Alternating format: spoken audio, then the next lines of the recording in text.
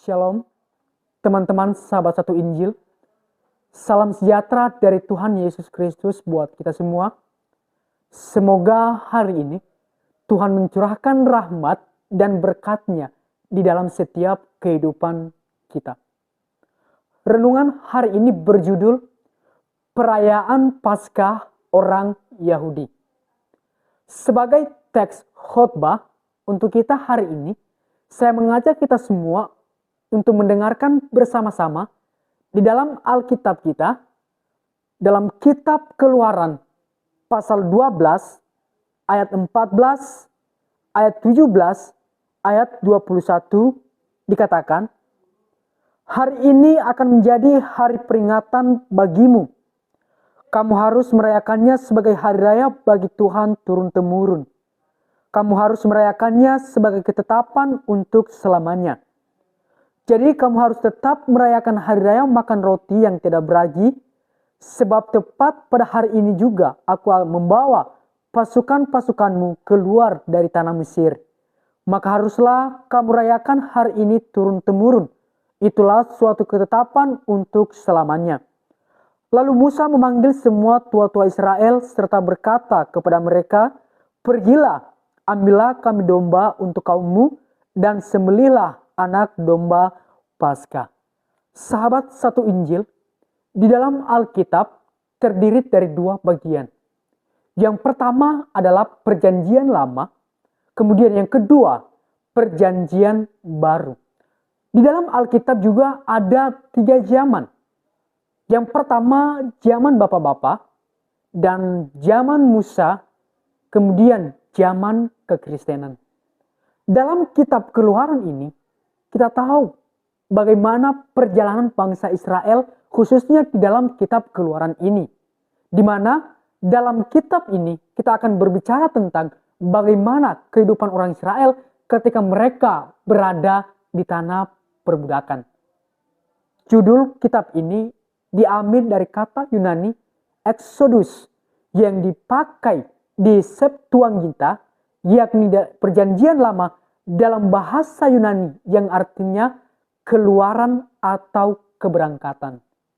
Kedua kata ini menuju kepada peristiwa yang terjadi di Mesir.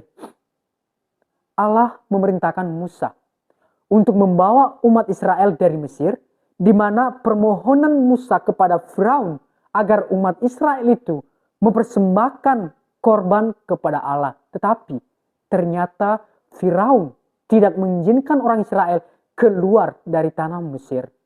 Itulah sebabnya Allah menunjukkan kuasanya lewat 10 tulah, yakni hukuman atas bangsa Mesir. Oleh karena itu, sebagai orang Kristen, marilah kita perhatikan apakah arti dari Paskah. Kemudian dari manakah asal-usul Paskah? Apa tujuan Paskah? Mengapa orang Kristen tidak merayakan Hari Raya Paskah? Sahabat satu Injil, tujuan saya untuk membawakan pelajaran ini untuk mendorong kita untuk mengetahui perayaan Paskah orang Yahudi di bawah hukum Perjanjian Lama. Maka poin yang pertama adalah, apakah arti Paskah?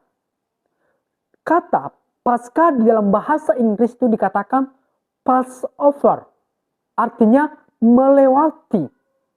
Dalam makna menyelamatkan, di mana malaikat maut itu berjalan, kemudian melewati rumah-rumah yang mendapatkan tanda darah, dan apabila ia mendapatkan ada tanda darah di ambang pintu itu, maka ia melewati atau menyelamatkan. Dan kemudian ketika malaikat maut itu berjalan dan menemukan ambang pintu yang tidak dioleskan oleh darah, itu akan mati atau dimusnahkan apabila ada anak sulung di dalam rumah itu. Kemudian dalam bahasa Yunani dikatakan Paskah. Dalam bahasa Ibrani, Pesak. Dalam bahasa Aram itu dikatakan Pasha, yang artinya kerelaan, pukulan, melompat. Atau kata ini ditunjukkan kepada pembebasan anak-anak sulung Israel dari kematian ketika Allah menghukum anak Mesir. Istilah Paskah bagi orang Yahudi itu sudah tidak asing lagi. Mengapa? Karena Paskah pertama kali diadakan oleh orang Yahudi ketika Allah menyelamatkan anak sulung Israel dari kematian dan Allah membawa mereka keluar dari tanah Mesir. Dari pengertian di atas, maka kita dapat mengambil kesimpulan bahwa Paskah dalam Perjanjian Lama adalah suatu perayaan yang diadakan oleh orang Israel. Tujuannya adalah untuk mengenang peristiwa yang terjadi di Mesir, di mana Allah menyelamatkan anak sulung orang Israel dari kebinasaan. Kemudian yang kedua adalah asal-usul Paskah. Dalam kitab Keluaran pasal 12 ayat 11 dikatakan, dan beginilah kamu makannya, pinggangmu berikat, kasut pada kakimu, dan tongkat di tanganmu, buru-burulah kamu memakannya, itulah Paskah bagi Tuhan. Dalam pasal ini menyatakan bahwa Paskah pertama kali yang dirayakan oleh orang Israel dengan buru-buru. Kemudian lahirnya Paskah Yahudi itu diawali dengan peristiwa yang terjadi di Mesir dengan kematian anak sulung, di mana Allah melarikan setiap orang Israel yang memumbuhi tiap pintu rumahnya itu dengan darah anak domba. Kemudian sahabat satu Injil, ketika orang Israel itu merayakan hari raya Paskah, di mana di dalam kitab Keluaran pasal 12 ayat 5 itu dikatakan, dombamu itu harus tidak bercacat, jantan dan berumur setahun, dan kamu dapat mengambilnya. Ketika mereka merayakan hari raya Paskah itu, di mana mereka harus mempersiapkan semua elemen-elemen yang mereka pakai pada saat merayakan Paskah itu. Jadi artinya apa, saudara? Bahwa perayaan Paskah pada masa Perjanjian Lama itu adalah bayangan dari apa yang akan datang. Dan wujudnya itu adalah Yesus Kristus. Di dalam 1 Korintus pasal 5 ayat 7. Kemudian pada masa lalu, ketika orang Israel itu merayakan Paskah, itu dalam berbagai lambang. Seperti yang tertulis di dalam kitab Kolose pasal 2 ayat 17 dikatakan, semuanya ini hanyalah bayangan dari apa yang harus datang, sedang wujudnya ialah Kristus. Lalu kemudian poin yang ketiga adalah, apakah tujuan Paskah bagi orang Yahudi? Di dalam kitab Keluaran pasal 13 ayat 8 sampai 10 dikatakan, pada hari itu harus kau beritahukan kepada anakmu laki-laki, ibadah ini adalah karena mengingat apa yang dibuat Tuhan kepadaku pada waktu aku keluar dari Mesir.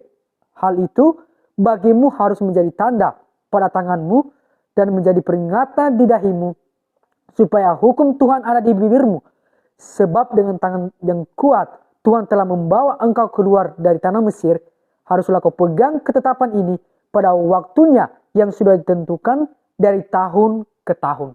Jadi tujuan Paskah bagi orang Yahudi itu adalah untuk mengenang dan memperingati keluarnya mereka dari tanah perbudakan. Sahabat satu Injil, Alkitab mencatat Israel menjadi budak di Mesir itu selama 40 tahun. Di dalam Kisah Rasul pasal 7 ayat 6.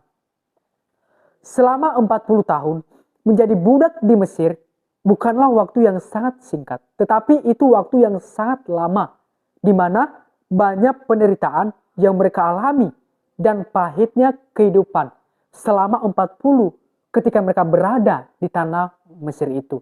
Oleh karena itu, melalui makna Paskah ini sangat penting bagi orang Yahudi untuk mengenanya pada hari yang ke-14 di dalam setiap kehidupan mereka. Mengapa Paskah ini harus diingat dan tidak boleh dilewatkan? Dalam kitab Ulangan pasal 24 ayat 18, di mana Allah memerintahkan supaya orang Israel itu merayakannya terus-menerus di dalam setiap kehidupan mereka.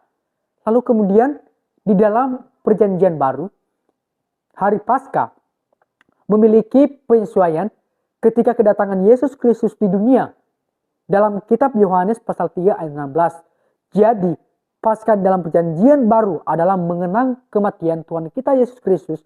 Kira-kira 2000 tahun yang lalu, ia mati di atas bukit Golgota untuk menebus dosa setiap umat manusia yang percaya kepadanya. Sahabat satu Injil, poin yang keempat adalah mengapa orang Kristen tidak merayakan hari raya Paskah. Dalam perjanjian baru, tidak ada indikasi yang menyatakan bahwa orang Kristen masa kini harus merayakan Paskah versi orang Yahudi. Ingat, Paskah itu hanya untuk orang Yahudi. Dalam kitab Keluaran 34 ayat 27 sampai 28, Ulangan pasal 5 ayat 1 sampai 5, di mana juga hukum Taurat itu sudah dibatalkan ketika Yesus mati di atas bukit Golgota. Di dalam kitab Efesus pasal 2 ayat 15. Lalu kemudian, Paskah apa yang harus kita rayakan? Rasul Paulus di dalam suratnya, dalam 1 Korintus pasal 11 ayat 23 sampai 25, Paulus menjelaskan bahwa Yesus meneruskan apa yang telah ditetapkan oleh Tuhan. Lalu, Paskah yang kita rayakan itu adalah perjamuan Tuhan. Dalam 1 Korintus 11 ayat 23 sampai 25. Tujuannya apa? Untuk mengenang kematiannya. Sebagai orang Kristen itu harus merayakan, di mana dia telah mengorbankan tubuhnya di atas kayu salib untuk menebus dosa-dosa kita. Pada akhirnya, sebagai kesimpulan pada pelajaran ini, yang pertama adalah di bawah hukum perjanjian baru, orang Kristen tidak lagi merayakan hari raya Paskah seperti yang dirayakan oleh orang Yahudi. Lalu kemudian yang kedua, orang Kristen sekarang merayakan pengganti Paskah versi Yahudi, yaitu perjamuan Tuhan, dengan tujuan untuk mengenang pengorbanan Yesus yang telah menderita dan mati di atas kayu salib.